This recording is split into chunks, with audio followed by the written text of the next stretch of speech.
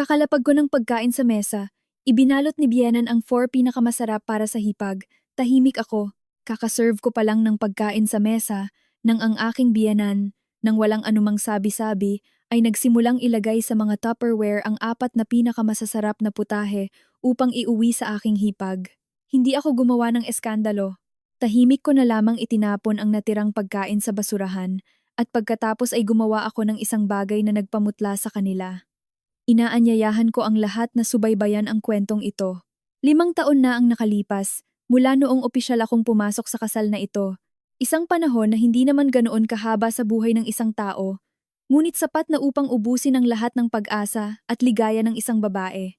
Ako si Elena, isang asawa na palaging sinasabi sa sarili na dapat marunong magsakripisyo, na dapat marunong magtiis upang mapanatili ang kapayapaan sa pamilya. Tahimik ang aming kondo sa Makati, nang madaling araw na iyon ng weekend. Hindi pa tuluyang sumisikat ang araw at may manipis na hamog pang nakabalot sa mga bintana. Dahan-dahan akong bumangon. Maingat kong itiniklop ang kumot, sinisikap na huwag gumawa ng ingay upang makatulog pa ng kaunti si Carlo. Si Carlo ang aking asawa, ang lalaking palaging nagpapaalala sa akin na dapat akong maging maunawain sa kanyang ina at nakababatang kapatid na babae. Sa loob ng 5 taon, namuhay ako ng tapat sa panuntunang iyon. Nagtatrabaho ako sa isang multinational na kumpanya sa BGC na may sweldong hindi pa huhuli sa kinikita ng asawa ko.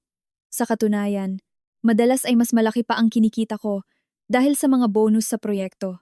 Gayunpaman, paghakbang ko sa pintuan ng aming bahay, agad kong hinuhubad ang imahe ng isang propesyonal upang isuot ang apron na amoy mantika.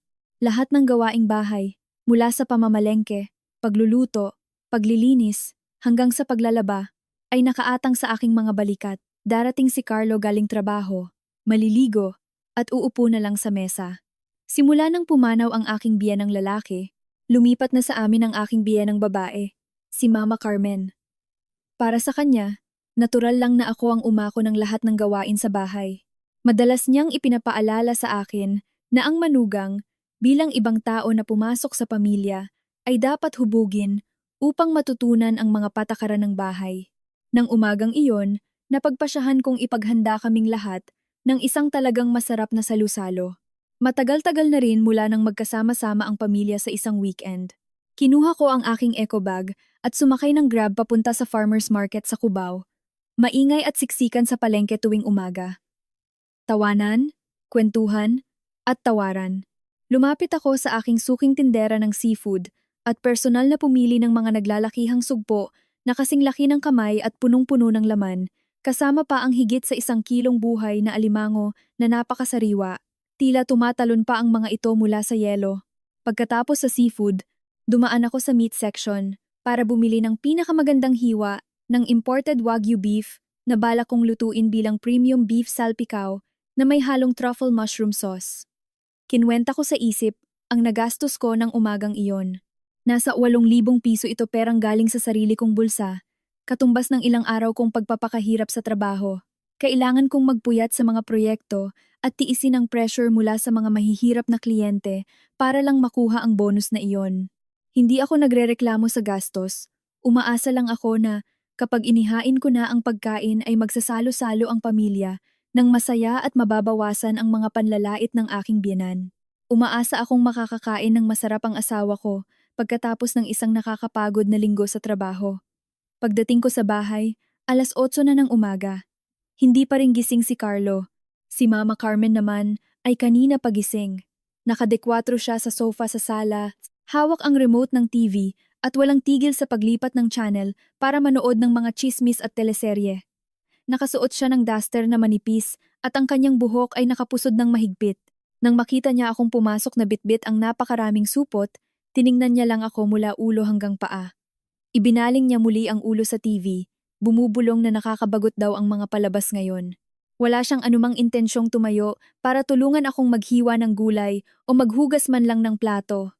Tahimik kong dinala ang mga pinamili sa kusina at sinimulan ang aking nakasanayang gawain. Binuksan ko ang kalan at nagsimulang uminit ang paligid. Abala ako sa paglilinis ng mga sugpo, paghihiwa ng baka at paghahanda ng mga sangkap. Pinaglaanan ko ng pansin ang bawat putahe. mula sa timpla hanggang sa presentasyon. 7 putahe, mula seafood hanggang karne at sabaw, na pinagbuhusan ko ng buong dedikasyon. Isang bandehado ng buttered garlic sugpo, nakakatakam na chili crabs, wagyu beef salpikaw na may mabangong sauce, gising-gising, espesyal na relenong bangus, at sinamahan ko pa ng mainit na sinigang na tiyan ng salmon at malutong na ensaladang mangga. Maingat kong inilapag ang bawat plato sa oak na dining table sa gitna ng sala. Basang-basa ng pawis ang aking likod at sumasakit ang aking mga binti.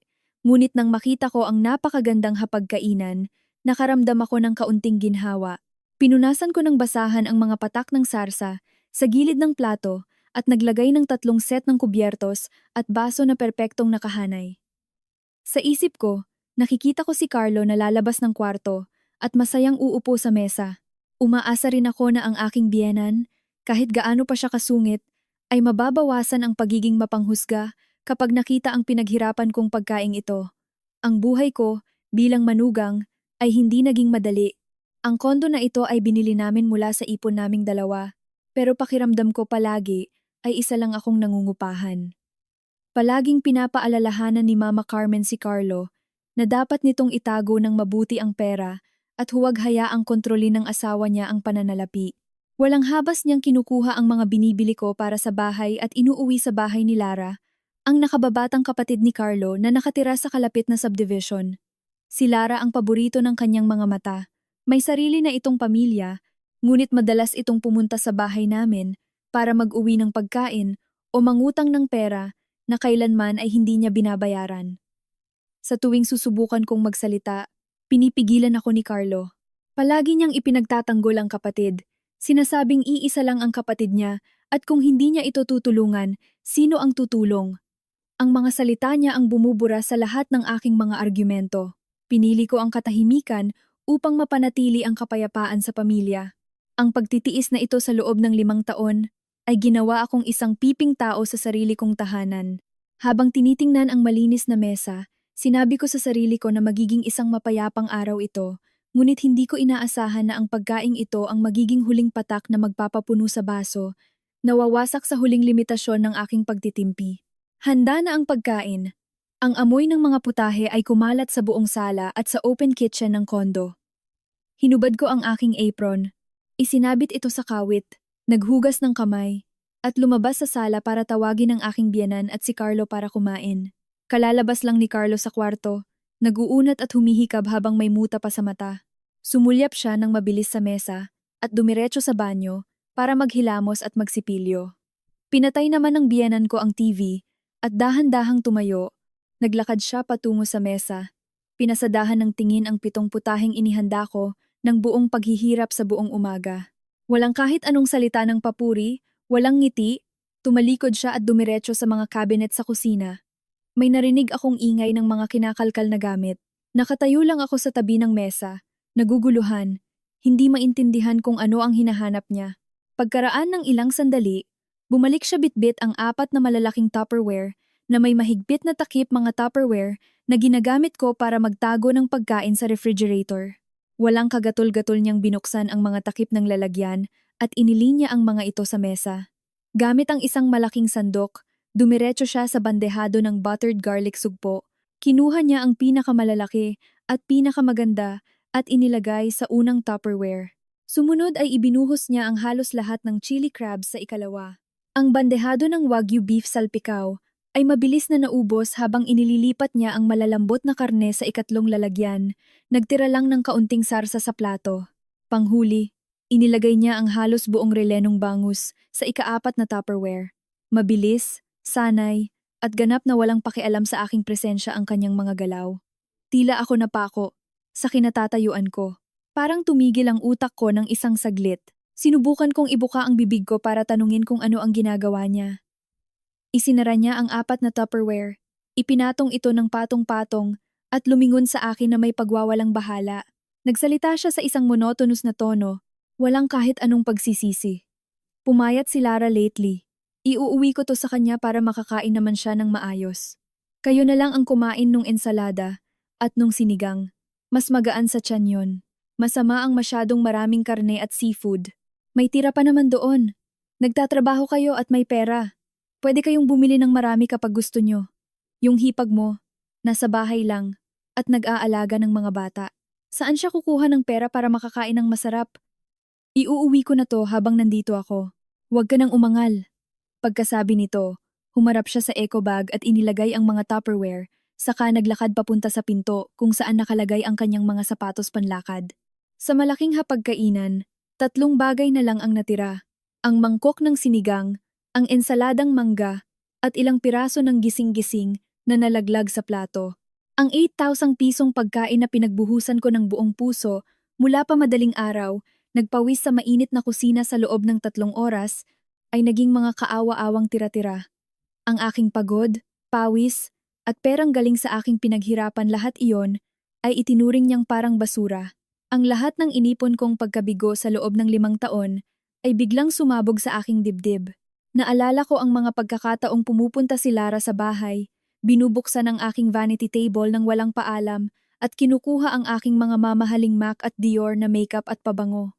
Naalala ko ang mga pagkakataong kinukuha ng biyenan ko ang bahagi ng sweldo ni Carlo para ibigay kay Lara para sa mga travel goals nito, habang ang mga bill sa Meralco at Maynilad pati condo dues ay ako lang ang nagbabayad. Naalala ko ang mga salita ni Carlo na pinagtatanggol ang kanyang ina at kapatid, na pinipilit akong yumuko at tanggapin ang lahat ng kamaliyang iyon. Ang lahat ng mga imaheng iyon ay pumasok sa isip ko nang may nakakagulat na linaw. Kailanman ay hindi nila ako itinuring na bahagi ng pamilya. Sa kanilang mga mata, isa lamang akong makina na gumagawa ng pera na hindi nagrereklamo. Isang libreng katulong na walang sweldo. Isang walang katapusang balon ng biyaya para sa buhay ng kanyang mahal na anak na si Lara.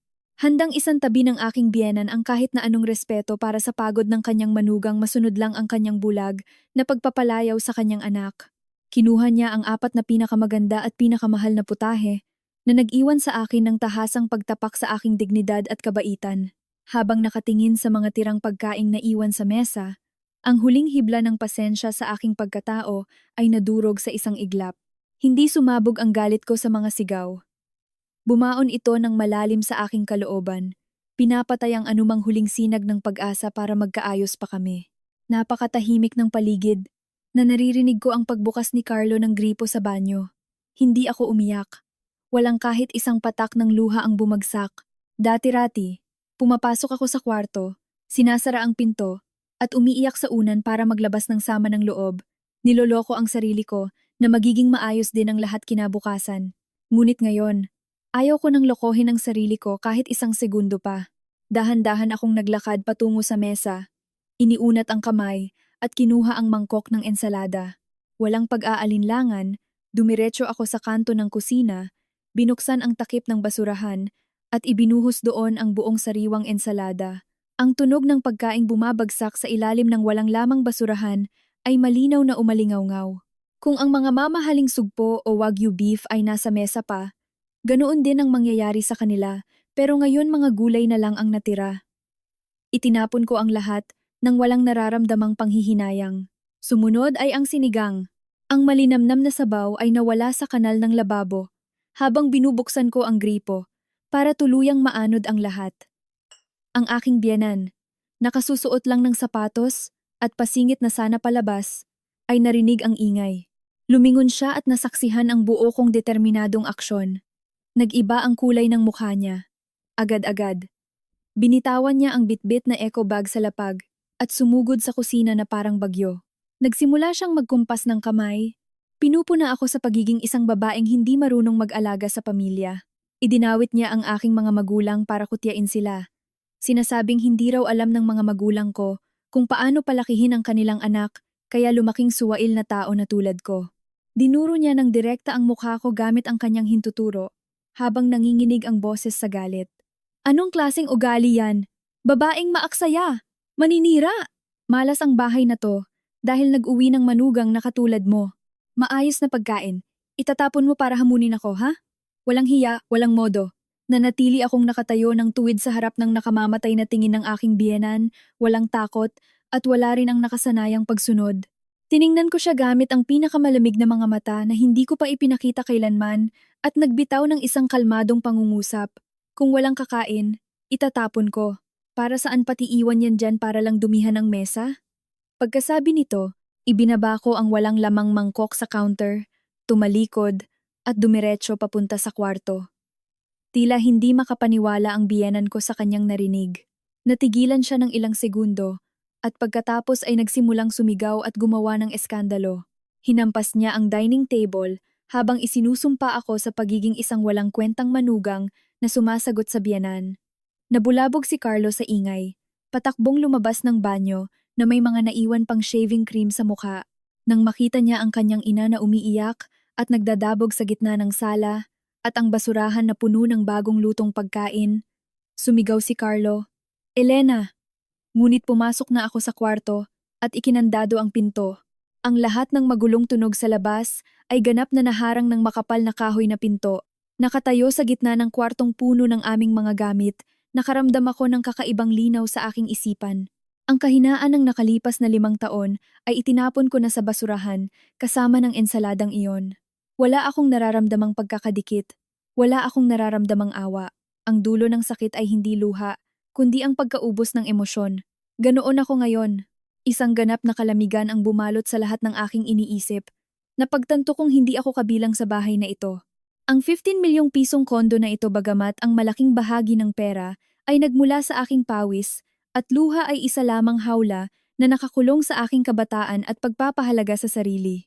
Dumating na ang panahon upang sirain ang hawlang iyon gamit ang sarili kong mga kamay. Sa loob ng kwarto, dumiretso ako sa cabinet, tumingkayad, at ibinaba ang kulay abong Samsonite na maleta at ipinatong sa kama. Binuksan ng mga kamay ko ang maleta. Nang mabilis, pumili ako ng mga komportableng damit, 3 set ng formal na damit, at ang mga pinakakinakailangang personal na gamit at inilagay sa loob. Wala akong kinuha na hindi ko binili ng sarili kong pera. Ang ilang alahas na ibinigay ng aking ina ay maingat kong itinago sa aking handbag. Ang kwartong ako mismo ang nag-ayos, inaalagaan ang bawat kurtina at bawat kobrekama ngayon ay tila naging estranghero sa akin. Ang pinalaking picture ng aming kasal na nakasabit sa dingding, nagpapakita ng aming mga peking ngiti ng kaligayahan. Sa sandaling ito, pinaparamdam lang nito na ang tanga-tanga ko dahil sa sarili kong pagiging inosente. Sa labas, ang mga katok sa pinto ay walang tigil na umaalingaw-ngaw. Sinisigaw ni Carlo ang pangalan ko, iginigiit na buksan ko ang pinto para mag-usap ng maayos at humingi ako ng tawad sa kanyang ina ngayon din. Sinasabi ni Carlo na nabaliw na raw ako, na bakit ko itinapon ang pagkain na kakainin dapat ng kanyang ina. Ang mga salita ng asawa ko ay nagpapakita lamang ng kanyang pagkabulag at matinding kawalan ng pakiramdam. Hindi man lang niya inabala ang sarili na magtanong kung bakit 3 murang putahe na lang ang natira sa mesa. Hindi niya tinanong kung saan nanggaling ang 4 na punong Tupperware na hawak ng kanyang ina. Sa kanyang isip, palaging tama ang ina niya, at ako palagi ang gumagawa ng gulo. Nagbingi-bingihan ako sa lahat ng sigaw niya, nilabas ko ang cellphone ko, at binuksan ang app ng Philippine Airlines para mag-book ng flight. Mabilis na gumalaw ang mga daliri ko, pumipili ng flight para sa hapong iyon papuntang Batanes, ang probinsyang palagi kong pinapangarap na bisitahin kasama ng asawa ko sa aming anibersaryo. Pero palaging nagdadahilan si Carlo na busy siya sa trabaho o kailangan niyang samahan ang ina at kapatid niyang mamili kaya kinakansela ang biyahe. Sa pagkakataong ito, pupunta akong mag-isa. Matagumpay na nakumpleto ang transaksyon at lumabas ang ticket code sa screen. Isinara ko ang zipper ng maleta, kinuha ang bag, at huling beses na tiningnan ang sarili ko sa salamin. Ang babae sa salamin ay may maitim na eye bags at nagmamadaling nakatali ang buhok, ngunit ang kanyang mga mata ay nagniningning na may hindi matitinag na determinasyon. Lumapit ako at binuksan ang lock ng pinto. Nasa mismong harapan si Carlo, nakataas ang kamay para muling kumatok. Nasa likod niya ang biyenan ko, hawak ang dibdib, humihingal, at nagkukunwaring kaawa-awang biktima. Nang makita akong lumabas na may dalang maleta, tumigil si Carlo, tiningnan ang maleta, kumunot ang noo, at sumigaw. "Saan ka pupunta dala yang maleta? Humingi ka ng tawad kay mama ngayon din." Sino ang nagbigay sa iyo ng karapatang gumawa ng ganitong gulo sa bahay? Pinag-uusapan ang mga bagay-bagay. Dapat may limitasyon ang galit mo. Huwag mo akong piliting turuan ka ng leksyon. Hindi ko sinagot si Carlo. Nilagpasan ko siya, na parang isang piraso ng kahoy, na walang buhay. Dumiretso ako sa main door. Pinalitan ko ang aking mga tsinelas pambahay ng sapatos na panlakad. Ang aking biyenan, nang makitang aalis na talaga ako, ay nagsimulang tumili sa anak niya. Tingnan mo yung asawa mo. Lalayas ng bahay. Walang pinag-aralang babae. Kapag umalis ka, huwag ka nang magpapakita sa bahay na to. Hinahamon kita na lumabas sa pintong yan. Pag umalis ka, ipapakasal ko ang anak ko sa iba. Maraming matitinong babae dyan na gustong pumasok sa pamilyang to. Binuksan ko ang pinto ng kondo at lumabas sa pasilyo. Nag-book ako ng Grab para sunduin ako sa lobby at tahimik na naglakad papunta sa elevator. Sa likod ko, hindi tumigil ang mga pangiinsulto ni Carlo at mga panunumbat ng biyenan ko. Bumukas ang pinto ng elevator. Pumasok ako at pinindot ang ground floor. Sumara ang mga metal na pinto, tuluyang pinuputol sa paningin ko ang imahe ng bulok na pamilyang iyon. Pagdating ko sa lobby, naghihintay na ang Grab na tinawag ko. Tinulungan ako ng driver na ilagay ang maleta sa trunk. Tiningnan niya ako ng may awa nang makita ang nagmamadali kong anyo, pero wala na akong pakialam. Binuksan ko ang pinto sa likod, pumasok, at sinabi sa driver na dumiretso sa NAIA Terminal 2 nang mabilis hanggat maaari. Nakaupo sa kotse. Pinapanood ang mga pamilyar na tanawin ng BGC at Makati na lumalayo, pinatay ko ang aking cellphone. Tuluyan kong pinutol ang koneksyon ko sa mundong iniwan ko. Isang kakaibang ginhawa ang pumasok sa bawat selula ng aking katawan. Sa loob ng 5 taon, naiwala ko maging ang sarili ko dahil sa obsession ko sa isang perpektong pamilya. Sa sandaling ito, hawak ang plane ticket, alam kong nakalaya na ako. Ang buhay ni Elena mula sa segundong ito ay dedesisyonan na lamang ni Elena. Naiwang nakatayo si Carlo sa harap ng pinto ng kondo. Sa pag-uwi niya sana pagkatapos ng nakakapagod na araw, inaasahan niya ang isang maayos na pagkain. Ngunit ang bumungad sa kanya ay isang eksena ng kaguluhang hindi pa nangyari kailanman. Walang laman ang oak na mesa, nagtambak ang mga maruruming plato sa lababo. Sa sahig ng kusina ay may mga nakakalat na basura at may hindi magandang amoy ng itinapong pagkain. Ang ina ni Carlo ay nakaupo sa sahig ng sala, hinahampas ang mga hita at umiiyak ng malakas. Nang makita si Carlo, inilabas nito ang lahat ng hinaing. Ay, anak ko, tingnan mo kung gaano kasama ang asawa mo. Nagluto siya tapos hindi man lang kami pinatikim kahit isang kagat. Itinapon niya lahat sa basurahan. Sinabihan ko lang siya, tapos sinagot na ako at tinawag akong palamunin. Tapos iniligpit ang mga damit niya at lumayas. Nagpapakamatay ka sa trabaho para buhayin siya. Tapos ganyan niya tatratuhin ang nanay mo? Sa tanda kong ito, ngayon lang ako nakakita ng manugang na kasing bastos nitong si Elena. Sa pagkakarinig sa kanyang ina, nagliyab ang galit ni Carlo. Ibinagsak niya ang kanyang bag sa sofa at mabilis na pumunta sa kusina. Pagtingin sa basurahan, nakita niya ang ensalada, sabaw ng sinigang, at gulay na nagkahalo-halo. Lumingon siya para tanungin ang ina kung bakit naging ganoon ang maayos na pagkain. Nagsinungaling si Mama Carmen. Sinabing pinaalalahanan niya lang si Elena na maging matipid at huwag mag-aksaya sa pagluluto. Tapos nagwala raw si Elena, nagalit, at itinapon ang lahat. Kinuha ni Carlo ang cellphone niya sa bulsa at tinawagan si Elena. Balak na sermonan ito ng malutong. Inisip niya na sa pagkakataong ito, hindi siya magtitimpi at pipilitin niyang umuwi si Elena agad-agad at lumuhod para humingi ng tawad sa kanyang ina. Ngunit ang sumagot ay ang automatikong boses ng operator na nagsasabing ang telepono ay nakapatay o out of coverage area. Sa galit, sinubukan niyang tumawag sa Viber at Messenger. Ipinakita sa screen na hindi siya makapagpadala ng mensahe o makatawag dahil nakablock na siya. Hindi makapaniwala si Carlo sa nakikita at binuksan ang Facebook para hanapin ang profile ng asawa. Pareho lang ang resulta. Ang profile ni Elena ay tuluyan nang nawala sa kanyang search list. Ang panimulang galit ay unti-unting napalitan ng bahagyang kaba. Sa loob ng 5 taong pagsasama, nagkaroon naman sila ng mga alitan at pag-aaway. Pero sa tuwing nangyayari iyon, pinipili ni Elena na manahimik, maglilinis ng bahay mag-isa, at pagkaraan ng ilang araw ay siya pa ang unang makikipagbati. Hindi kailanman naglakas loob si Elena na patayin ang cellphone, i-block ang numero niya, lalo na ang mag-empake at lumayas ng bahay. Palakad-lakad si Carlo sa sala, nagulong-gulo ang isip. Pumasok siya sa walang laman na kwarto at nakita ang mga pinto ng cabinet na nakabukas ng maluwang.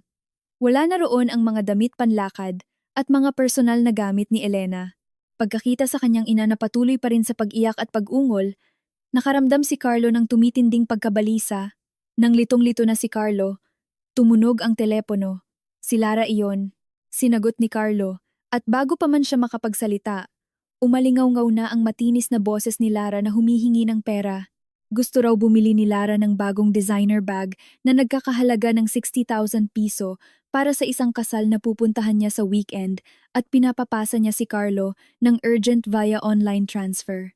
Pagkarinig sa kapatid na nanghihingi ng pera habang magulo ang bahay, sumabog ang galit na kanina pa pinipigilan ni Carlo. Sinigawan niya ang telepono. "Sira ulo ka ba? Magulo ang bahay. Kakalayas lang ng hipag mo. Saan ako kukuha ng pera para sa mga kaartehan mo? Asikasuhin mo ang sarili mong bahay at tigilan mo ang kakapanghingi." Si Lara, dahil napagalitan, ay na-offend. Nakipagtalo siya sa kapatid ng ilang salita at padabog na pinatay ang tawag. Napabagsak si Carlo sa kama na may komportableng kutson na pinili pa mismo ni Elena. Napahawak siya sa kanyang ulo sa labis na desperasyon. Ang bahay ng walang Elena ay biglang naging nakakasakal at kakaibang estranghero. Napagtanto ni Carlo na mula sa pinakamaliit na bagay tulad ng pag-aayos ng damit o paglilinis ng banyo hanggang sa pamamahala ng mga gastusin sa bahay, lahat iyon ay inaako ni Elena. Ngayong umalis na siya, gumuho ang lahat sa isang iglap. Lumapag ang eroplano sa Basco, Batanes ng dapit hapon. Kumuha ako ng tricycle papunta sa sentro. Nakatingin sa labas, ang mga luntiang burol ng Batanes ay nakatulong na pakalmahin ang aking isip. Pagdating sa hotel, mabilis akong nag-check-in.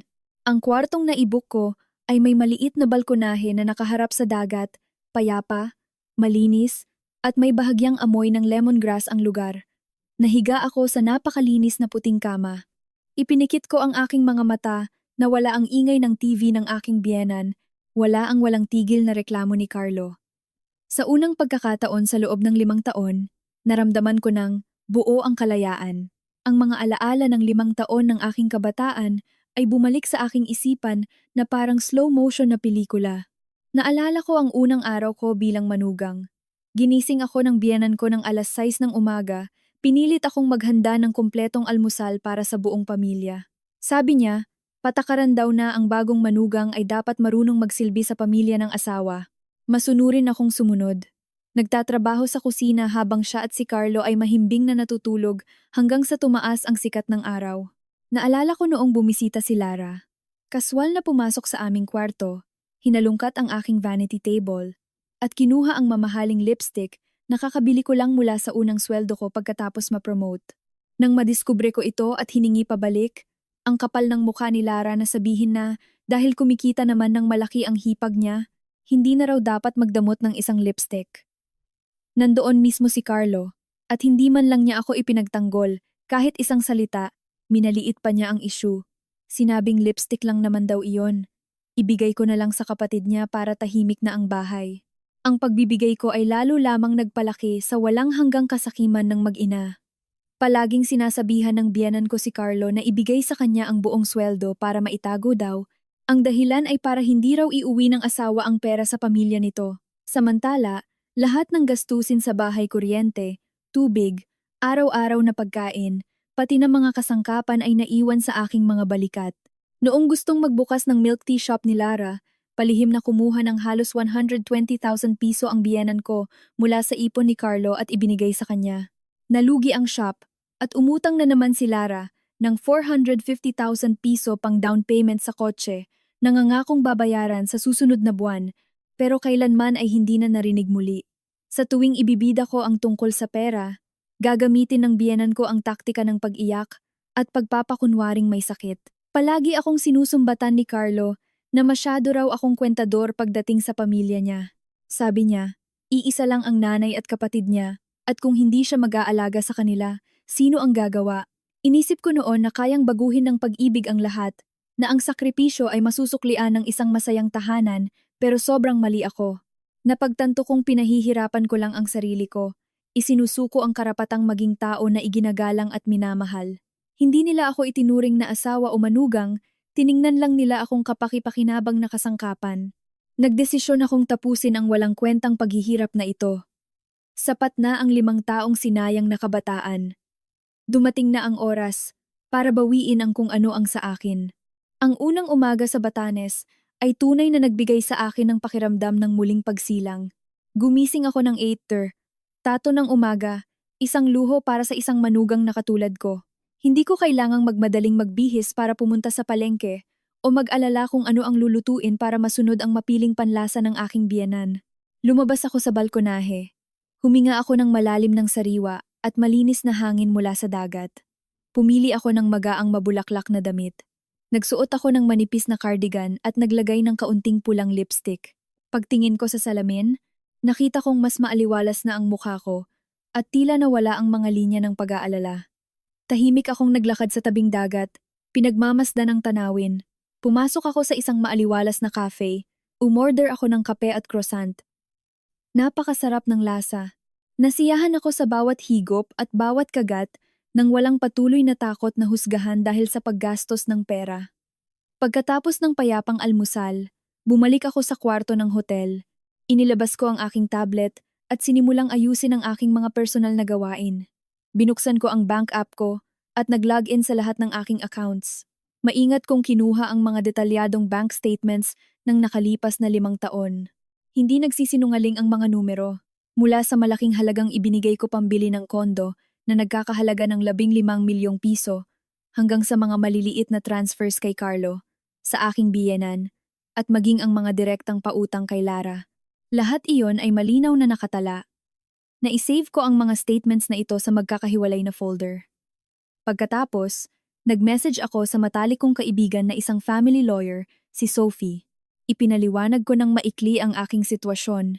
Tinatanong ang mga detalye tungkol sa proseso ng annulment at legal, na paghihiwalay, at kung paano hahatiin ang mga ari-arian at ang kondo na nakapangalan sa aming dalawa. Masigasig akong pinayuhan ng kaibigan ko. Ginagabayan ako kung paano mangolekta ng higit pang mga patunay na inililihis ni Carlo ang aming pera sa kapatid niya. Nakaupo sa maliit na sofa sa kwarto, inilista ko sa isang notebook ang utang na 450,000 piso na hiniram ni Lara at hindi binayaran. Gumawa ako ng detalyadong plano para sa bawat susunod na hakbang. Hindi ako gagawa ng eskandalo ng pagseselos. Hindi ako iiyak para magmakaawa. Gagamitin ko ang batas upang protektahan ang aking mga lehitimong karapatan. Ang determinasyon na huwag mawala ang mga pinaghirapan ko ay lalong tumitibay. Alam kong hindi magiging madali ang laban na paparating. Ngunit sa pamamagitan ng masusing paghahandang ito, buo ang tiwala kong mananalo ako habang nag-enjoy ako sa kapayapaan ng Batanes. Sa kondo sa Makati, ang bangungot ni Carlo at ng kanyang ina ay nagsisimula pa lamang. Sa ikalawang araw ng aking pagkawala, nagsimulang magpakita ng malalang palatandaan ng pagkasira ang bahay. Nagtambak ang mga maruruming damit sa washing machine, pero walang pumindot ng start at nagsimula na itong mga moy kulob. Malagkit ang sahig dahil sa mga mantsa na hindi pinunasan. Nagpatong-patong ang mga plato mula sa instant noodles na kinain nila kagabi sa lababo.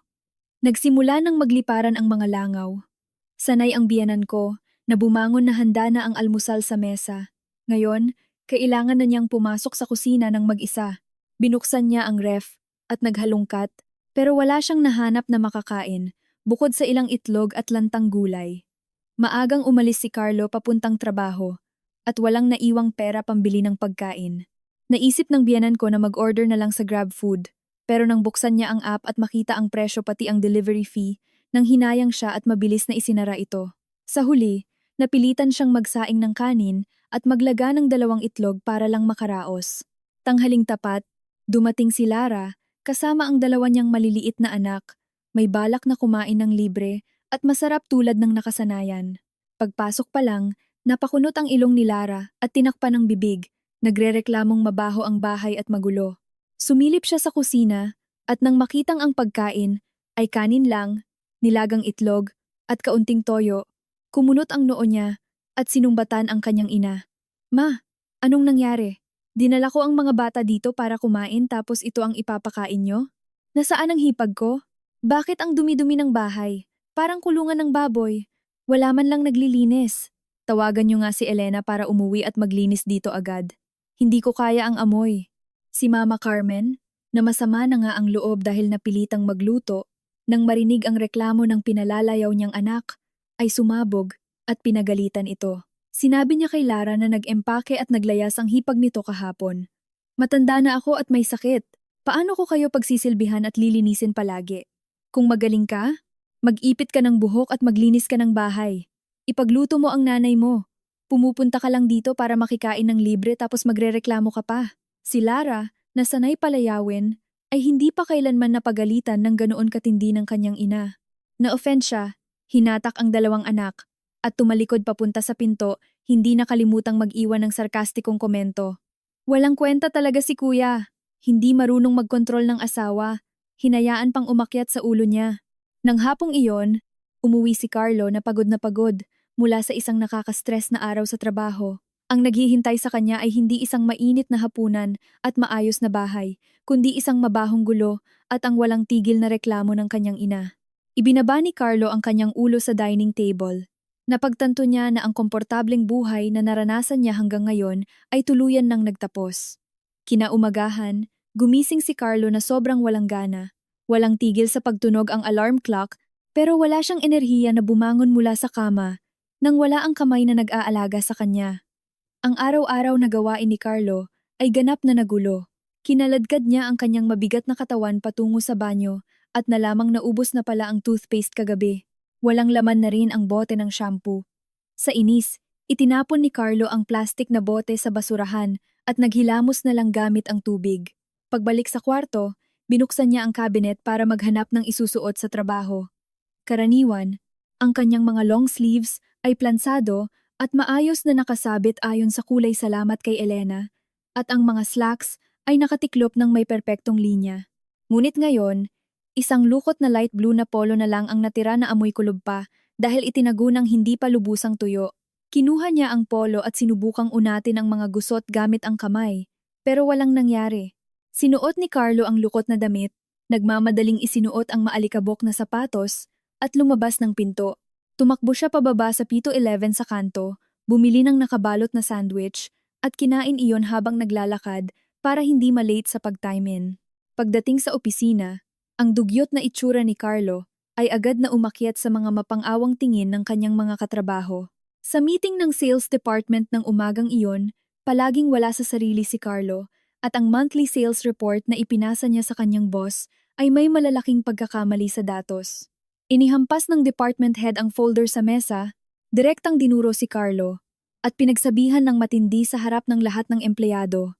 Pinuna nito ang hindi propesyonal na ugali ni Carlo at nagbabala na kung magpapatuloy ang ganitong sitwasyon, mawawalan siya ng bonus at maaaring matransfer. Yumuko na lang si Carlo at tiniis ang panenermon nang naninikip ang lalamunan, walang masabing anumang depensa para sa sarili. Tuwing lunch break, naupo si Carlo nang mag-isa sa kanyang desk. Nilabas ang malamig na sandwich na binili niya at kinain iyon.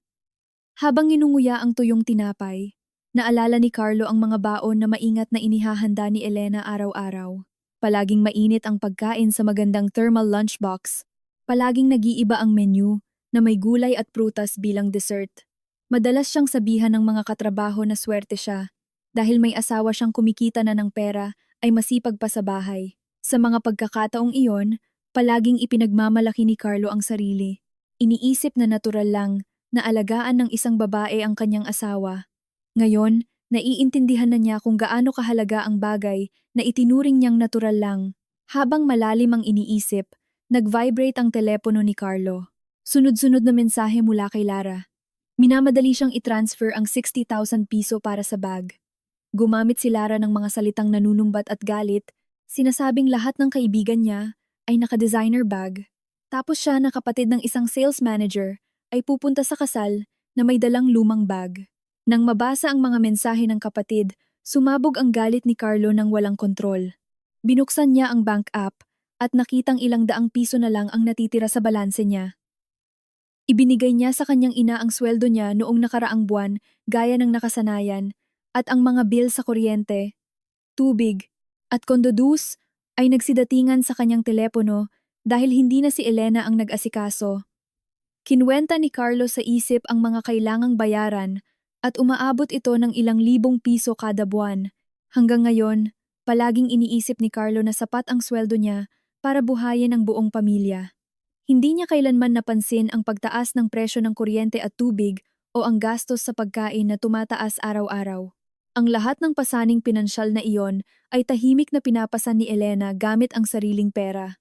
Hinigpitan ni Carlo ang hawak sa telepono at nireplyan si Lara ng isang mensahe. Iginigiit na itigil nito ang walang kwentang paghingi ng pera at kasabay nito, bayaran ang inutang para sa kotse para may maipambayad siya sa mga gastusin. Pagkatapos isend ang mensahe, isinubsob ni Carlo ang ulo niya sa desk. Sa unang pagkakataon, sa loob ng 5 taon, naramdaman ng lalaking sanay umasa sa iba ang nakakasakal na bigat ng realidad na pinansyal. Napagtanto ni Carlo na ang imahe ng masayang pamilya at komportableng buhay na naranasan niya hanggang ngayon ay nakabase lamang sa tahimik na sakripisyo at malawak na pag-unawa ng kanyang asawa. Kung walang Elena, ang buhay niya ay agad na naging isang kaawa-awang sakuna. Nang hapong iyon, hindi na makapag-concentrate si Carlo sa kahit ano. Ang pagkawala ni Elena sa bahay ay naging isang malaking obsesyon. Nalaman ni Carlo na minaliit niya ang limitasyon ng pasensya ng kanyang asawa. Ang pagre-rebelde na itapon ang pagkain sa basurahan ay hindi isang biglaang galit, kundi pagsabog ng isang mahabang proseso ng pagtitimpi. Naintindihan ni Carlo na kailangan niyang hanapin si Elena, kausapin ng maayos para umuwi, dahil kung hindi ay tuluyan ng mawawala ang lahat sa kanyang mga kamay. Kinuha ni Carlo ang kanyang telepono at ilang beses pang tinawagan si Elena, pero ang resulta ay palaging parehong mensahe na hindi ma-reach ang numero. Nasa blocklist na ang numero niya simula kahapon. Hindi sumuko si Carlo. Tumayo siya at lumapit sa desk ni Jason, isang malapit na katrabaho na nakaupo 2 hanay ang layo. Pabulong na hiniram ni Carlo ang telepono ni Jason para sa isang mahalagang tawag. Hindi naghinala si Jason, in-unlock ang screen at ibinigay ang telepono kay Carlo. Nagmamadaling lumabas si Carlo sa walang taong pasilyo malapit sa hagdan.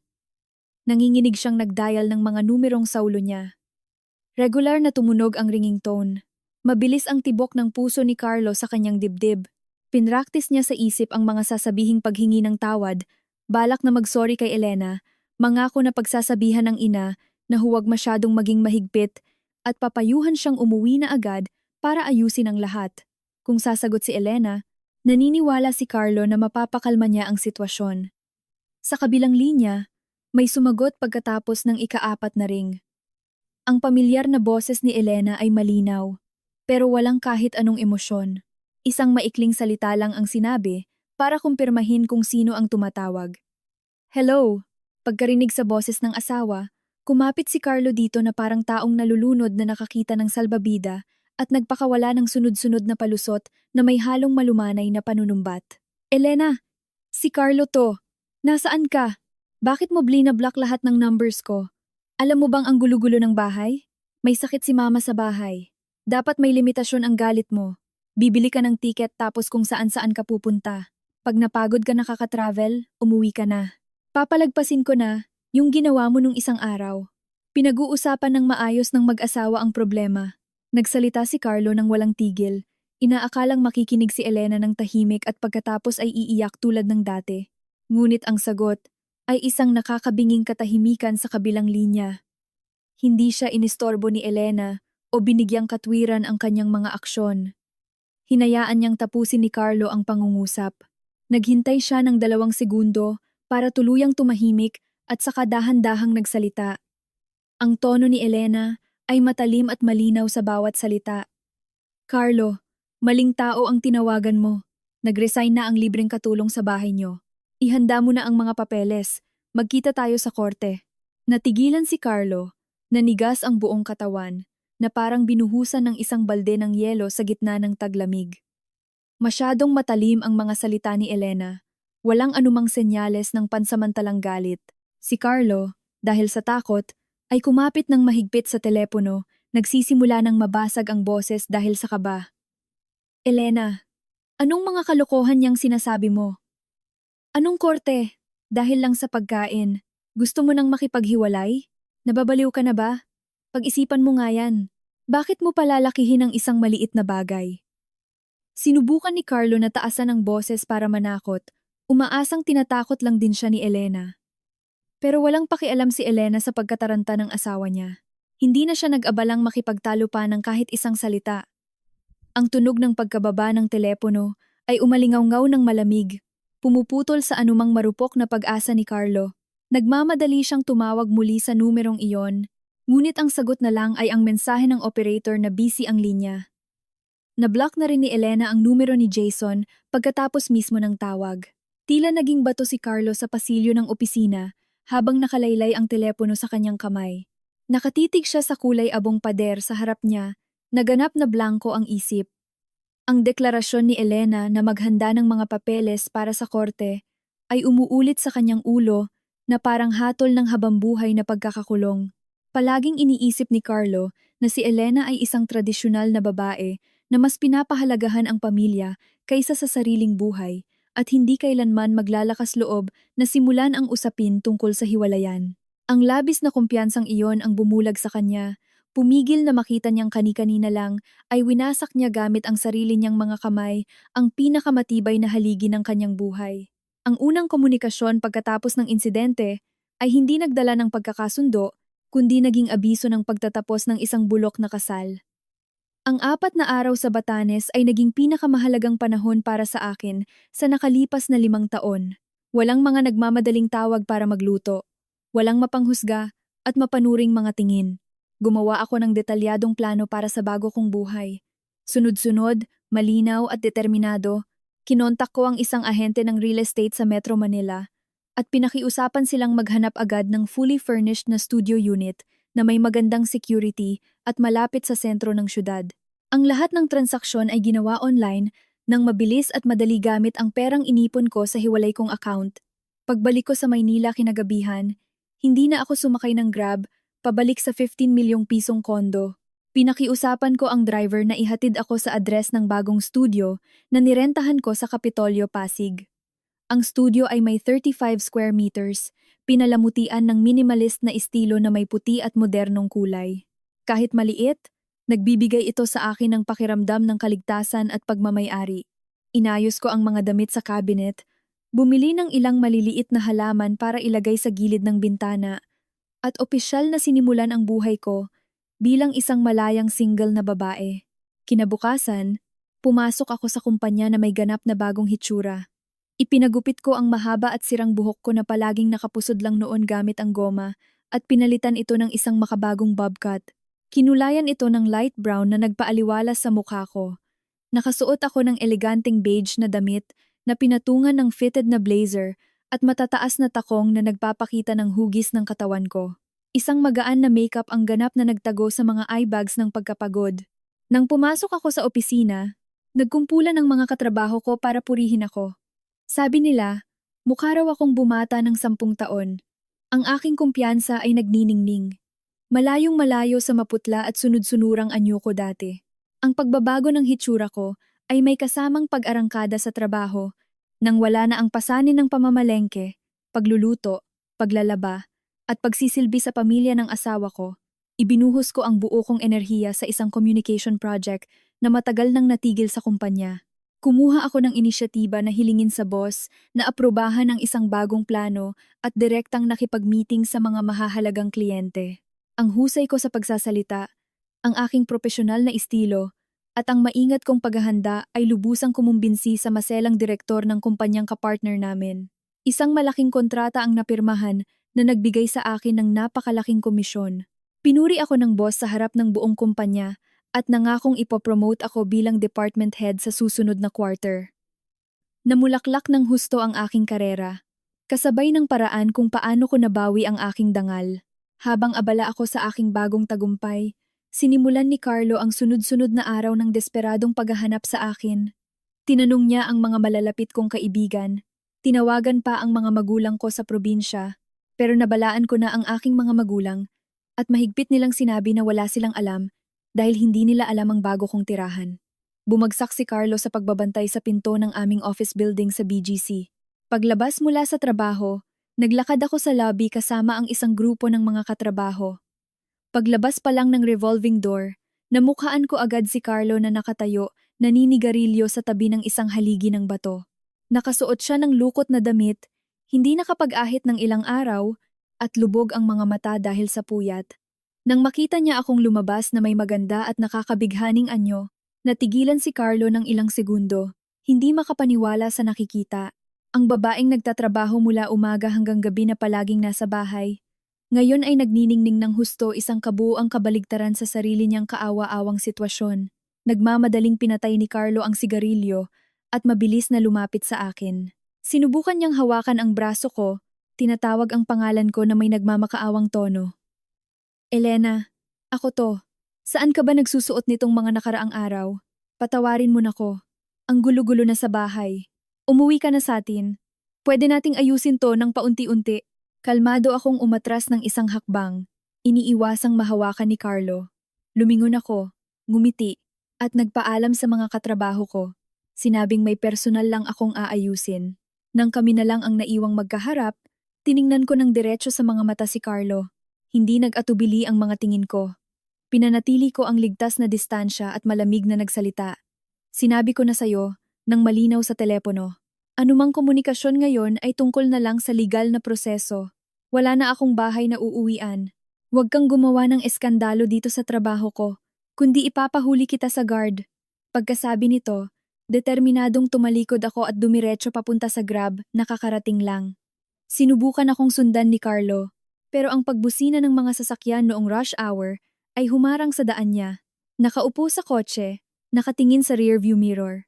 Nakita ko ang bulto ni Carlo na napako sa gitna ng kalsada, may mukha ng pagkabigla at kawalan ng magagawa. Ganap nang nagbalik ang aking dangal at hindi na ito kailanman matatapakan pa. Sa 15 milyong pisong kondo, ang sitwasyon ng pamilya ni Carlo ay walang pinapakitang senyales ng pagbuti. Bagkus ay palala ng palala araw-araw. Hindi matagalan ng biyenan ko ang mahirap na buhay at magulong bahay, kaya tinawagan niya si Lara para humanap ng paraan para pilitin akong umuwi. Iminungkahi ni Lara sa ina na magkunwaring may malalang sakit at kailangang isugod sa emergency room para lumikha ng pressure at piliting magpakita ang manugang upang gampanan ang tungkulin nito na mag-alaga sa biyenan. Kinabukasan ng umaga, nagsimulang magreklamo ang biyenan ko ng sakit ng ulo at pagkahilo. Nahiga siya sa kama, hawak ang dibdib, humihingal at walang tigil sa pag-ungol kay Carlo. Si Carlo, nang makitang may sakit ang ina, ay talagang natakot. Nag-leave siya sa trabaho at tumawag ng ambulansya para dalhin siya sa St. Luke's Medical Center. Sinuri siya ng doktor, kinuha ang blood pressure, at ginawa ang mga basic na pagsusuri. Ang conclusion, mayroon lamang siyang bahagyang panghihina dahil sa hindi regular na pagkain. Niresetahan siya ng vitamins at pinakiusapang magstay for observation ng isang araw. Pero mahigpit na tumanggi ang biyenan ko na ma-discharge. Nanatili siyang nakahiga sa kama, umiiyak sa gitna ng kwarto ng ospital na maraming tao, iniiyakan ang masaklap niyang kapalaran na magkaroon ng walang utang na loob na manugang na hindi man lang nagpapakita habang ang ina nito ay may sakit sa ospital. Kasabay nito, si Lara sa bahay ay nagsimulang tawagan ang lahat ng mga tito at tita sa probinsya mang marites ng pamilya. Gumawa siya ng kwento na sinagot ko raw ng pabalang ang biyanan ko, na lumayas daw ako kasama ng ibang lalaki, at iniwan kong mag-isa at may sakit ang biyanan ko. Ang layunin ng mag-ina ay napakalinaw. Gamitin ang panggigipit ng pamilya at obligasyon sa nakatatanda para pilitin si Carlo na humanap ng paraan para mapalabas ako. Hindi tumigil sa pagring ang telepono ni Carlo sa dami ng tawag mula sa mga nakatatanda sa pamilya. Tumatawag ang mga tito at tita para pagalitan si Carlo dahil hindi raw niya marunong disiplinahin ang asawa. At iginigiit na tawagan ako agad papunta sa ospital para mag-alaga sa kanyang ina, kundi ay lalabas siyang walang kwentang anak sa buong pamilya. Sa ilalim ng panggigipit mula sa lahat ng panig, napilitan si Carlo na gamitin ang telepono ni Lara para padalhan ako ng mahabang mensahe. Ipinapaalam na malubha ang ina niya sa ER at iginigiit na isantabi ko ang anumang personal na galit at magdala ng pagkain at personal na gamit sa ospital agad-agad. Nagbanta pa si Carlo na kung hindi ako pupunta, gagawa siya ng eskandalo at sisirain ang pangalan ko para malaman ng lahat. Nang matanggap ko ang mensahe mula sa hindi kilalang numero at mabasa ang nilalaman nito, madali kong nahulaan ang halatang drama ng kanyang pamilya. Kung nangyari ito 5 taon na ang nakalipas, pagkarinig na nasa ER ang biyenan ko, iiwan ko ang trabaho, tatakbo ng paroot parito, magbabayad ng mga bill sa ospital, at magluluto pa ako para dalhin sa kanya sa kama at subuan siya. Pero ngayon, sa puso ko ay walang kahit isang kurot ng pag-aalala o konsensya. Masyadong halata ang kaplastikan ng biyenan ko. Hindi ko blinak ang numero ni Lara o tumawag para magmura. Inilabas ko ang cellphone ko at nag-book sa GrabMart. Pumili ako ng isang malaking fruit basket ng mga imported na prutas at ang pinakamahal na lata ng nutritional milk tulad ng Ensure. Ang kabuuang bill ay halos nasa 6,000 piso. Inilagay ko ang delivery address diretso sa room 4 ng internal medicine kung saan sinabi ni Carlo na nandoon sila. Sa section ng message, inutusan ko ang staff na mag-print ng isang maliit na card na may matalim at malinaw na mensahe. Ang fruit basket ay naihatid sa kwarto ng ospital. Pagkalipas ng wala pang isang oras, binasa ng malakas ng rider ang pangalan ng tatanggap, umaakit sa pansin ng lahat ng pasyente at pamilya sa loob ng kwarto. Ang biyenan ko, na umaakting na umaatungal ng nakapikit ang mga mata, nang marinig na may ipinadala ang manugang niya, ay matagumpay na iminulat ang mga mata. Inisip niyang gumana ang pakulo niya. Nagmamadaling tinanggap ni Carlo ang fruit basket at binuksan ang card na maingat na nakatali sa laso. Mabilis niyang binasa ang text at agad namutla ang kanyang mukha. Ang biyenan, nang makita ang kakaibang ekspresyon ng anak, ay hinablot ang card para basahin ng malinaw. Ang nakaprint na mensahe ay lumitaw ng malinaw sa kanyang mga mata. Kung may sakit ka, kumuha kayo ng caregiver. Si Lara ang magbayad ng bill sa ospital. Naghahanda na ako para sa korte. Wala akong obligasyon na magsilbi sa mga ibang tao. Pagkabasa ng mensahe, sa matinding galit, nilukot ng biyenan ko ang card at ibinato sa sahig. Ang matapang kong mensahe ay nagbuking sa kanilang sabuatan at kasabay nito, nagbuhos ng malamig na tubig sa walang katwirang pag-asa ng pamilyang iyon. Sa sobrang inis niya, bigla siyang bumangon, itinigil ang pagpapanggap na may sakit at inutusan si Carlo na asikasuhin ang discharge papers agad dahil ang pananatili roon ay lalo lang magpapalaki sa hiya nila sa mga tao sa paligid. Ang drama ng pagpapanggap na may sakit ng aking biyenan ay nauwi sa isang malaking pagkabigo, nagdala ng nakakahiya at kahiyahiyang sitwasyon at naghudyat ng isang hindi na mababaligtad na pagtatapos ng kasal na ito. Natapos ang drama sa ospital, dala ang hiya ng pamilya ng asawa ko. Pero para sa akin ay isa lamang itong maliit na hakbang. Alam kong hindi ako titigilan ng ganoon kadali ng pamilya ni Carlo, lalo na't ang 15 milyong pisong kondo ay nakapangalan pa rin sa aming dalawa. Nang umagang iyon, nag-half day ako sa trabaho para pumunta sa law firm. Ayon sa schedule, hinihintay na ako sa meeting room ni Sophie. Ang matalik kong kaibigan noong kolehiyo na ngayon ay isa ng abogadong dalubhasa sa family law. Ipinagtimpla ko ni Sophie ng mainit na tsaa at binuksan ang folder na dala ko na naglalaman ng mga detalyadong bank statements sa nakalipas na 5 taon, ang titulo ng kondo na nakapangalan sa aming dalawa at ang mga resibo ng transfer na maingat kong kinuha. Itinuro ko ang statement mula 3 taon na ang nakalipas. Sa oras na binili namin ang bahay, nagkakahalaga ang kondo ng halos 15 milyong piso, kung saan ginamit ko ang aking personal na ipon bago ang kasal at umutang pa ako sa aking mga magulang upang makapagbigay ng 9 milyong piso, down payment. Ang natitirang 6 milyong piso ay nakuha ni Carlo sa pagbebenta ng isang maliit na lote sa probinsya na ipinamana sa kanya ng kanyang ama bago kami ikasal. Tumango si Sophie at inilista ang porsyento ng ambag. Pagkatapos, itinuon niya ang atensyon sa mahabang listahan ng mga bank transfers mula sa account ko at sa payroll account ni Carlo patungo kay Lara. Ang kabuuan ng mga utang pambili ng kotse at pagtatayo ng milk tea shop na hindi binayaran ni Lara ay umaabot sa higit 450,000 piso. Lahat ay may malinaw na notes sa transfer. Pinakiusapan ko si Sophie na maghanda ng detalyadong draft para sa annulment at paghahati ng ari-arian partition of properties, kung saan hinihiling ko ang appraisal ng kondo upang ibenta ito at hatiin ang pera ayon sa totoong porsyento ng ambag. Kasabay nito, pinipilit kong panagutin si Carlo na bayaran sa akin ang kalahati ng 450,000 piso na arbitraryo niyang ipinautang sa kapatid niya nang wala akong pahintulot. Nagtatrabaho ng may matinding profesionalismo si Sophie. Nang hapong iyon din, isang makapal na folder na naglalaman ng petisyon para sa legal, na paghihiwalay at paghahati ng ari-arian na pinirmahan ko ay maingat na nakapak. Pumunta ako sa LBC at pinili ang express registered mail para ipadala ito diretso sa address ng kumpanyang pinagtatrabahuan ni Carlo. Gusto kong tapusin ang lahat ng legal na proseso minsan at magpakailanman na walang iniiwang anumang butas na pwede nilang kapitan. Sa sales department ng kumpanya, natanggap ni Carlo mula sa messenger ang malaking brown envelope. Tinanggap ni Carlo ang sulat habang abala siya sa pag-aayos ng pending na report. Nang makitang ang nagpadala ay isang law firm, nagulat siya. Pinunit ni Carlo ang gilid ng envelope at inilabas ang lahat ng papeles para basahin. Sa unang pahina, ang bungad na nakita niya ay ang titulong Petition for Declaration of Nullity of Marriage, Legal Separation. Inilipat niya sa kabilang pahina. Ang listahan ng conjugal properties at ang mga obligasyon sa pagbabayad ay nakapresenta ng may malilinaw na numero. Pinasadahan ng tingin ni Carlo ang linyang humihiling ng paghahati ng ari-arian ayon sa porsyento ng ambag at ang 450,000 pisong utang ni Lara.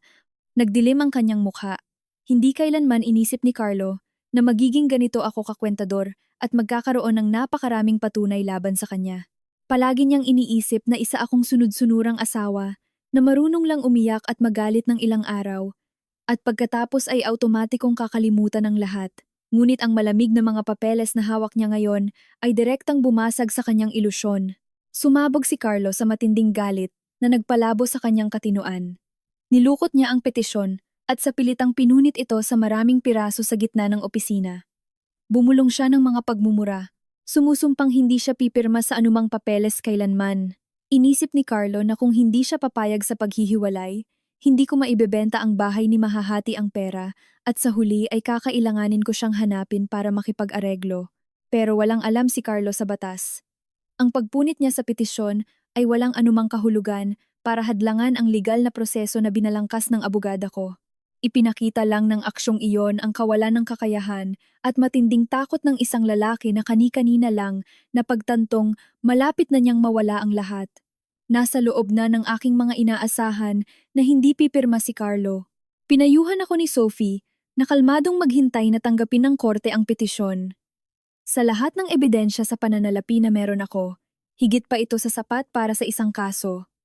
Gayunpaman, hindi nakaupo ng tahimik ang biyanan ko at si Lara pagkatapos iuwi ni Carlo ang mga pinunit na papeles at ibinalita na gusto kong ibenta ang bahay at hatiin ang pera.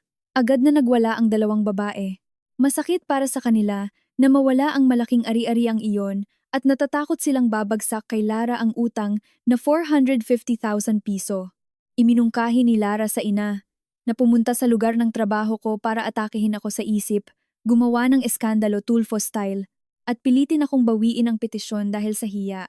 Pagsapit ng lunch break kinabukasan, kalalabas ko lang sa lobby ng office building kasama ang ilang katrabaho nang makarinig ako ng ingay sa di kalayuan. Ang aking biyenan at si Lara ay naghihintay mismo sa harap ng revolving door ng building.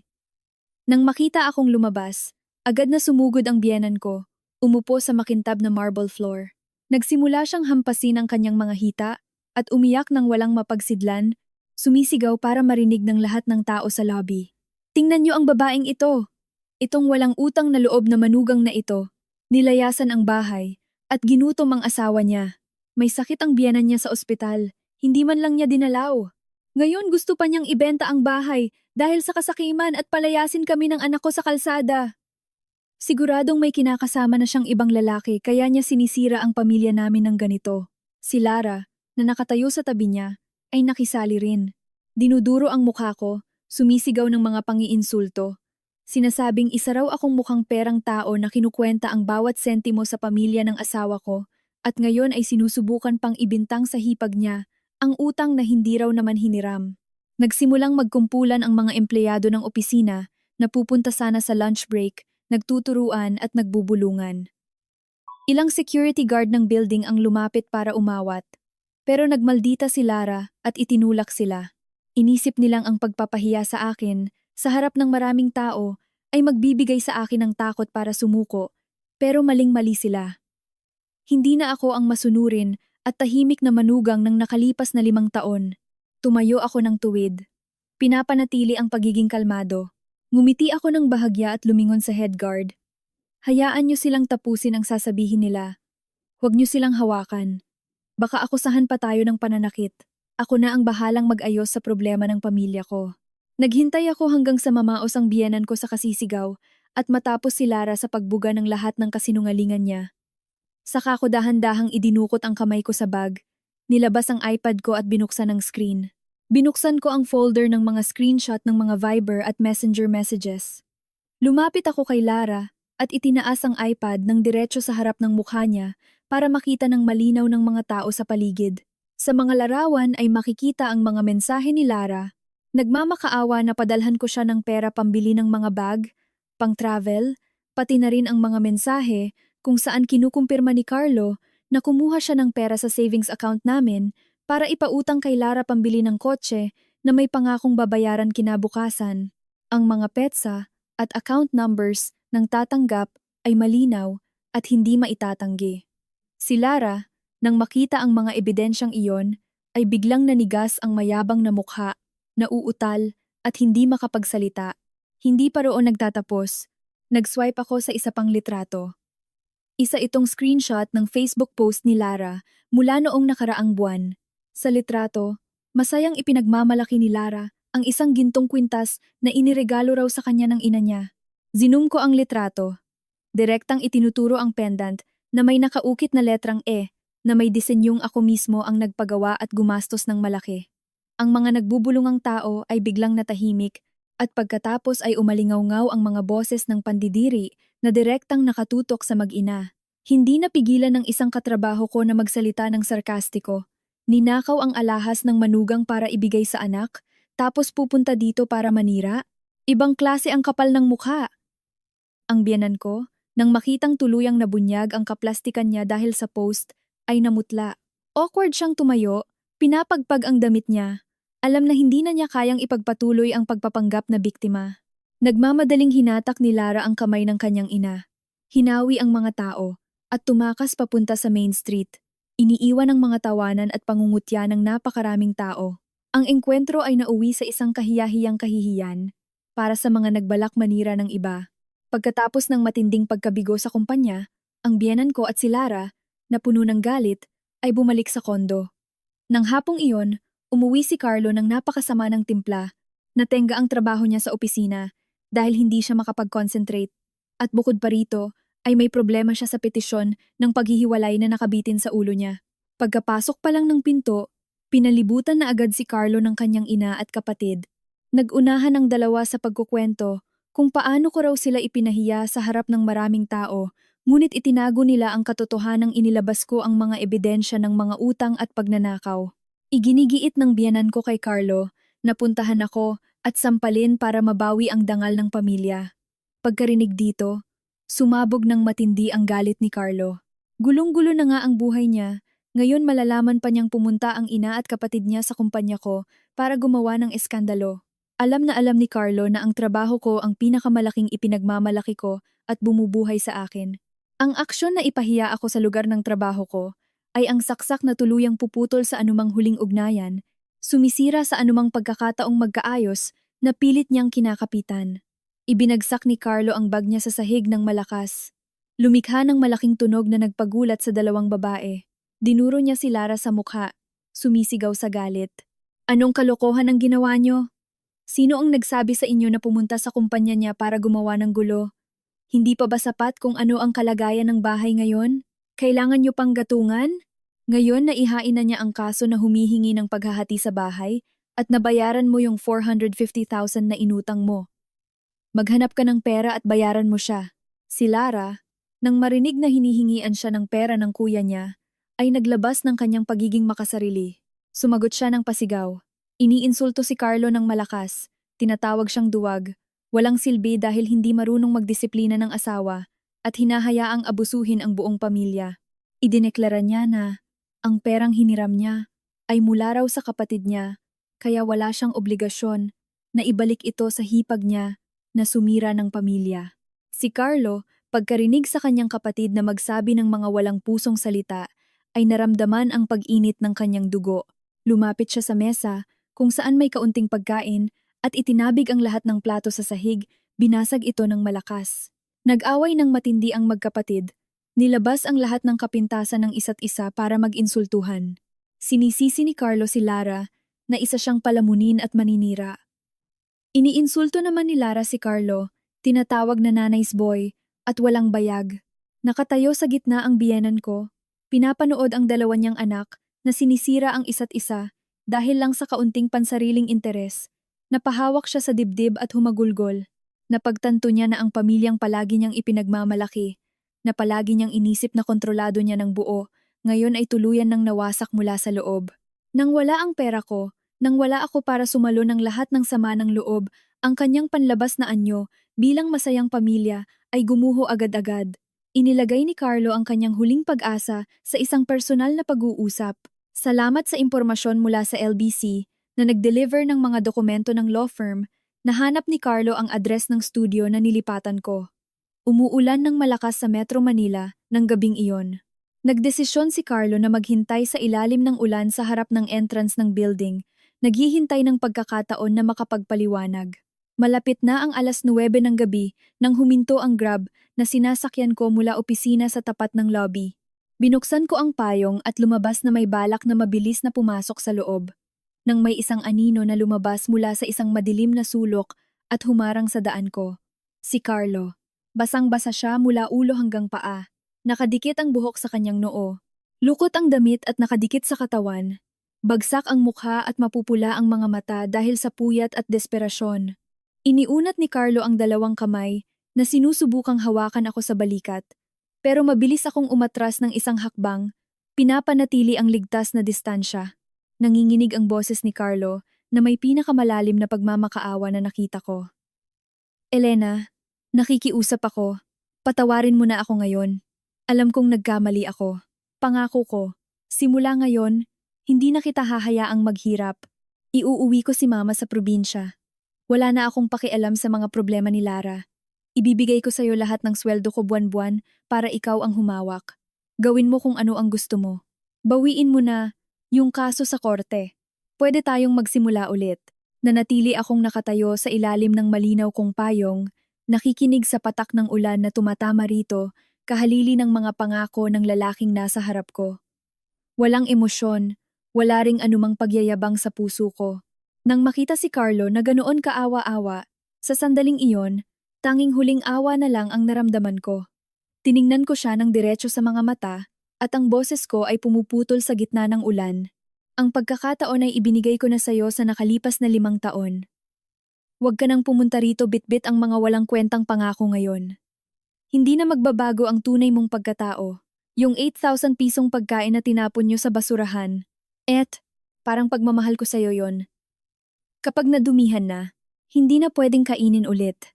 Huminto ako, tinitingnan ang desperasyon sa mga mata ni Carlo, at malamig na nagdagdag ng isang huling pangungusap. Umuwi ka na. Hayaan na lang natin ang mga abogado ang mag-ayos ng lahat. Maghanda ka na lang para sa patawag ng korte. Pagkasabi nito, determinadong tumalikod ako at pumasok sa salaming pinto ng building nang hindi lumilingon pabalik kahit isang beses. Sa likod ko, ang puting kurtina ng ulan ay tinakpan ang nag-iisa at gumuhong bulto ni Carlo.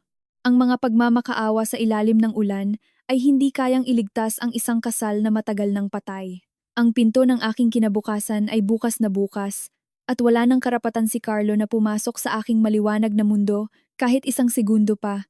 Ang proseso ng hiwalayan sa korte ay hindi naging madali noong una. Ayon sa batas, kailangan muna naming dumaan sa mga mediation sessions bago dalhin ang kaso sa paglilitis. Sa unang 2 session ng mediation, naging matigas si Carlo. Mahigpit niyang tinanggihan ang paghihiwalay. Palaging ginagamit ang moralidad ng mag-asawa para bigyang katwiran ang kanyang mga pagkakamali. Sinabi ni Carlo sa harap ng mediator na ang problema sa pamilya ay isa lamang maliit na hindi pagkakaunawaan, na ang kasal ay may mga pag-aaway, pero hindi ito ganoon kalalang problema para maghiwalay. Kahit ang biyenan ko ay sinamahan siya sa hearing, nakaupo siya sa likod at walang tigil sa pagsingit sa proseso para akusahan akong isang masamang manugang na mukhang pera na noong nakitang hirap ang asawa ay gustong iwan ito para hatian ang yaman. Pinili ko ang ganap na katahimikan sa mga mediation sessions. Ibinigay ko ang buong karapatang magsalita kay Sophie, ang aking kinatawan. Ang katatagan ko ay nagpalito kay Carlo. Nagsimula siyang ibaba ang kanyang tono, bumalik sa pagmamakaawa. Nangakong magbabago, pero ang mga pangakong iyon ay wala ng halaga para sa akin. Dahil walang kasunduan, nagpa siya ang korte na ipagpatuloy ang trial. Pagpasok sa opisyal na paglilitis, matindi ang tensyon. Ang pinakamalaking alitan sa aming dalawa ay hindi na tungkol sa pag-ibig, kundi tungkol sa mga conjugal properties. Hiniling ni Carlo na hatiin ang 15 milyong pisong kondo ng pantay-pantay at hindi siya pumayag na bayaran ang 450,000 piso na inutang niya kay Lara. Ikinatwiran ni Carlo na habang kasal sila, ang kinikita ng asawang lalaki ay conjugal property din. Sinasabi niyang ang paggamit ng kanyang sweldo para tulungan ang kanyang kapatid na magsimula ng negosyo at bumili ng kotse ay ganap na legal at makatwiran. Ang kapal pa ng mukha niya na ideklara na, isa siyang makasariling asawa na nagbibilang ng bawat sentimo sa pamilya ko. Nang turno na ng panig ko, tumayo si Sophie. Nagpresenta siya ng serye ng mga dokumentadong ebidensya. Ibinigay niya sa korte ang folder ng aking mga bank statement mula sa nakalipas na 5 taon. Ang mga naka-highlight na numero ay malinaw na nagpatunay na lahat ng gastusin sa bahay, mula sa kuryente, tubig, condo dues, hanggang sa pang-araw-araw na pagkain, ay binayaran ko mag-isa. Sumunod, ipinakita ni Sophie ang mga screenshot ng usapan sa Viber at Messenger ni na Carlo at Lara. Makikita roon, inamin ni Carlo na palihim siyang kumuha ng pera sa aming joint savings account para ipautang kay Lara pambili ng kotse. At sinabihan pa si Lara na ilihim ito para hindi ko malaman. Kalakip nito ang mga resibo ng transfer sa pangalan ni Lara mula sa account ni Carlo. Inanalisa ni Sophie nang malinaw sa korte ang porsyento ng ambag para sa pagbili ng kondo.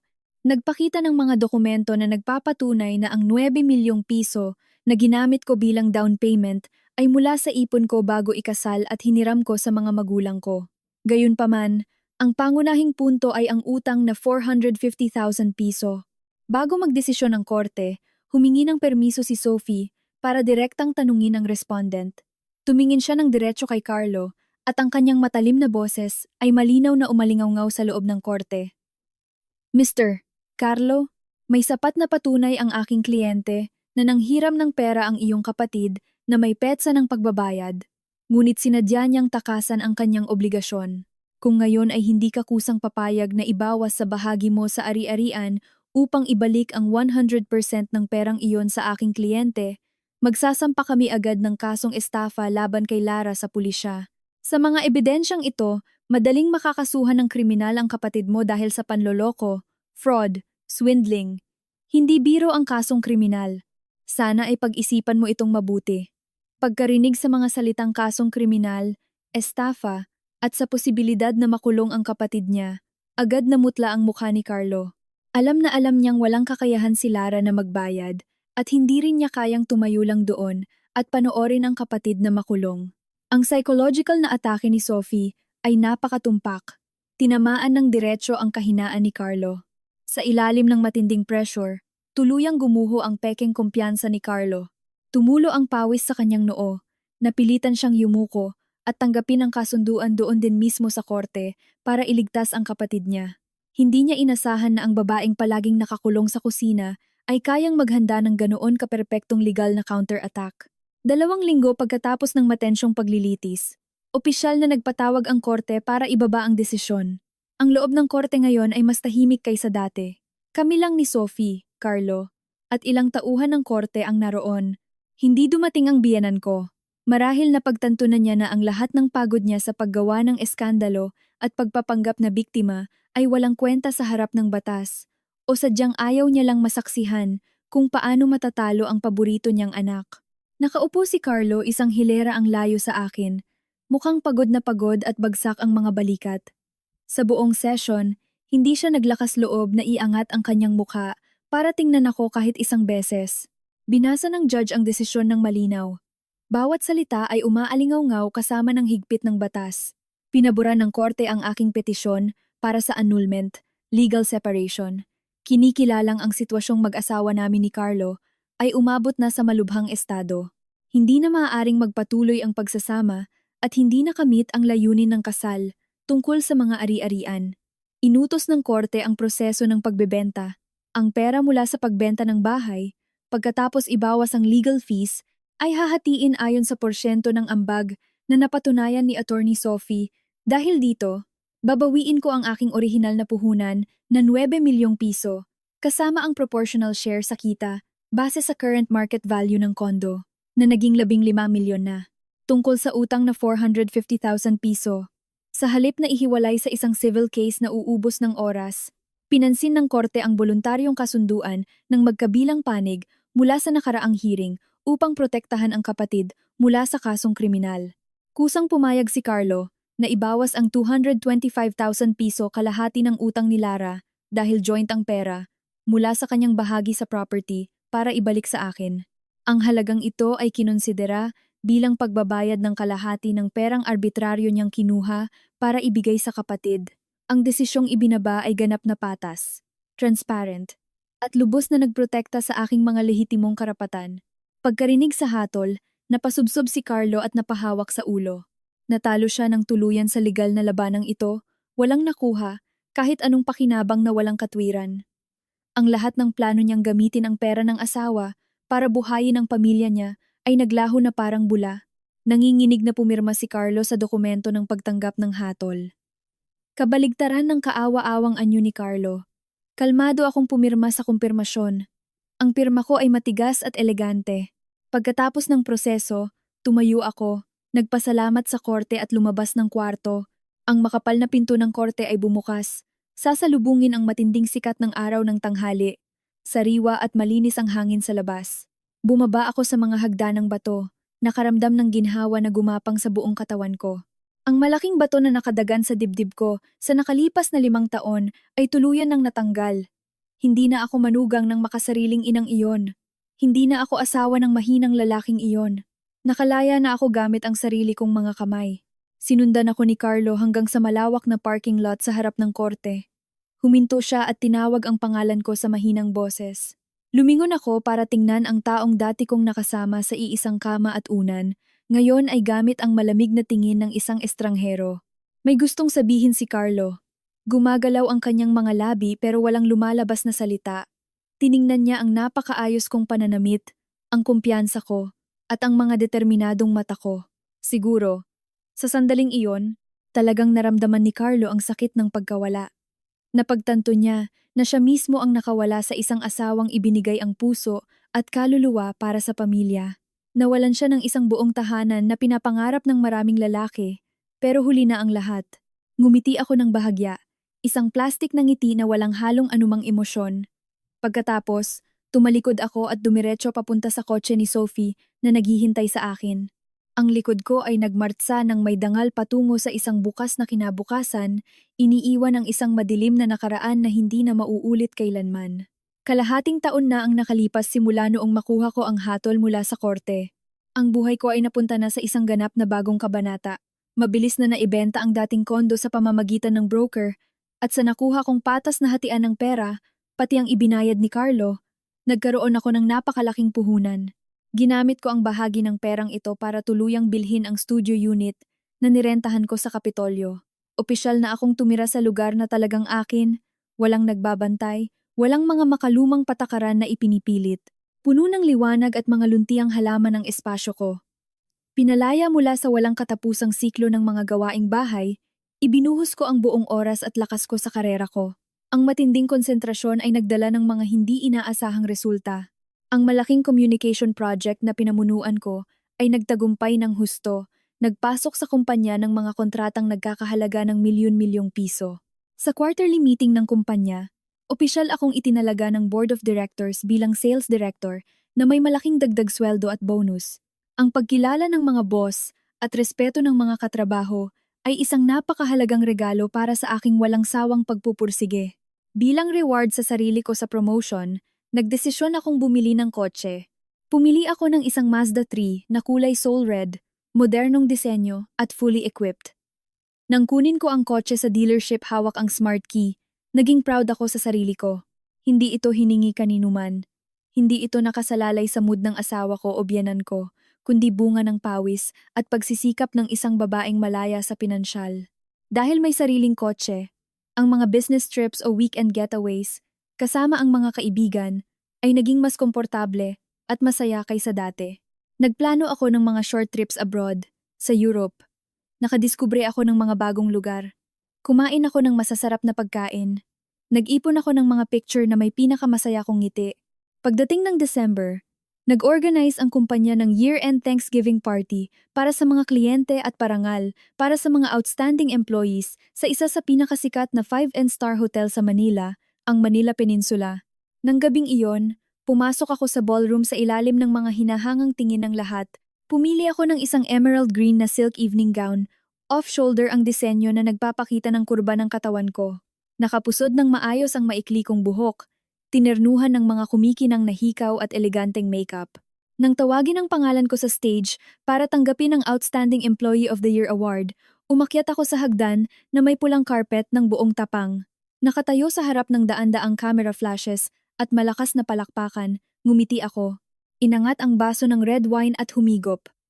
Bigla kong napagtanto na ang 5 taong sinayang na kabataan sa loob ng mausok na kusinang iyon ay hindi pala ganap na nasayang.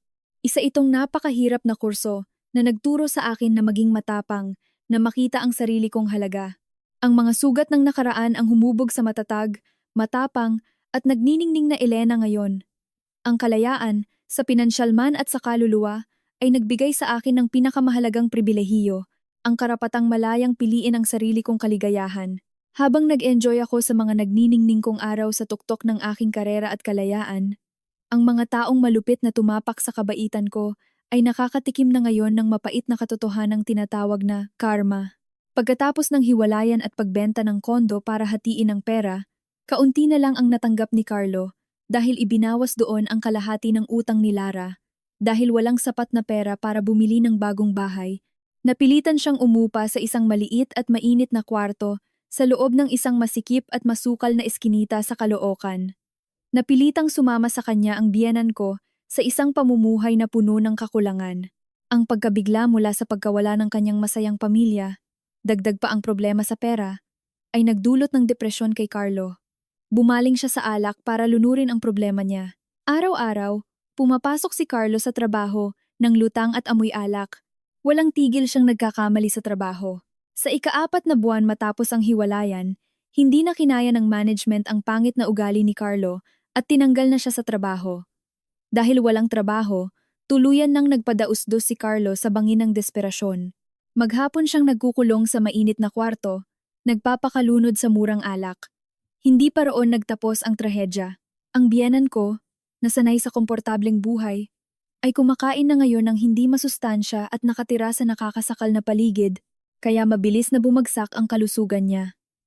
Isang gabi na pabago-bago ang panahon, na mild stroke siya, kaya naparalisa ang kaliwang bahagi ng katawan niya at napasadlak siya sa higaan.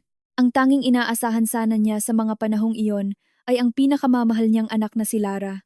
Ngunit lumabas ang totoong kulay ng pagmamahal ni Lara bilang anak.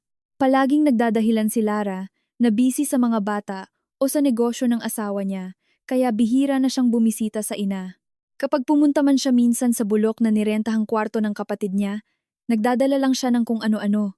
Isang dapit hapon, nag-uwi si Lara ng isang murang plastik, ng malamig na pansit at tusok-tusok na nabili sa kanto. Pagpasok pa lang at pagkaamoy sa kulob at gamot, napakunot ang ilong ni Lara. Tinakpan ang bibig, mabilis na lumapit sa plastic table na sira na ang isang kanto, at ibinagsak ang plastik ng pagkain doon. Saka siya nagreklamo ng malakas. "Ma, kainin niyo na yan. Kailangan ko pang umuwi para magluto ng hapunan sa bahay. Wala akong oras para umupo dito at laging pagsilbihan kayo.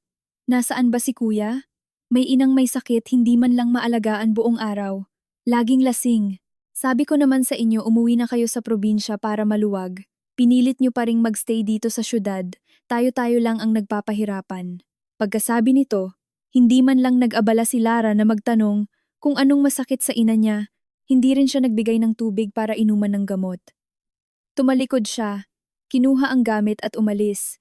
Iniiwang nakahiga ang ina niya na walang magawa sa sirang kama, habang tumutulo ang luha sa kulubot nitong pisngi. Sa mga sandaling iyon, pumasok si Carlo sa kwarto ng paika-ika pagkatapos maglasing. Nakita niya ang plastik ng malamig at mamantikang pansit na iniwan sa mesa, walang mag-iinit, walang maglalagay sa malinis na plato. Ang imahe ng murang pagkaing iyon na mabaho ay biglang sumampal sa isip ni Carlo. Naalala niya ang 8,000 pisong 7 putaheng handaan noong weekend na iyon. Ang bandehado ng pulang sugpo, ang makintab na chili crabs, ang mabangong Wagyu beef salpikaw na inihanda ng kanyang asawa mula sa puso. Ang pagkaing iyon na puno ng walang kondisyong pagmamahal ay malupit na tinapakan at itinapon niya at ng ina niya ng walang awa. Napaluhod si Carlo sa malamig at sementadong sahig, tinakpan ang haggard na mukha ng kanyang mga kamay. Ang mga luha ng matinding pagsisisi ay bumagsak, kasama ang pigil na hagulgol sa madilim na kwarto. Dahil sa pagiging tanga niya, dahil sa bulag na pagprotekta niya sa kasakiman ng pamilya niya, naiwala niya ang pinakamahalagang diamante sa buhay niya. Ngunit ang huling pagsisisi ni Carlo ay hindi na kayang ibalik ang gulong ng panahon. Ang kwento ng pamilya ni Carlo ay ang pinakamalinaw na patunay ng kapalit na dapat bayaran para sa kawalan ng pakiramdam at kasakiman. Para naman sa akin, ang daan sa harap ko ay puno ng mga rosas na ako mismo ang nagtanim. Napakapatas ng buhay na ito. Nakukuha lamang ng mga babae ang tunay na kaligayahan at paggalang kapag marunong silang tumayo sa sarili nilang mga paa, marunong maging matapang, itapon ang mga bulok na bagay, at ang pinakamahalaga palaging alamin kung paano mahalin at pahalagahan ang sarili nilang kumikinang na halaga.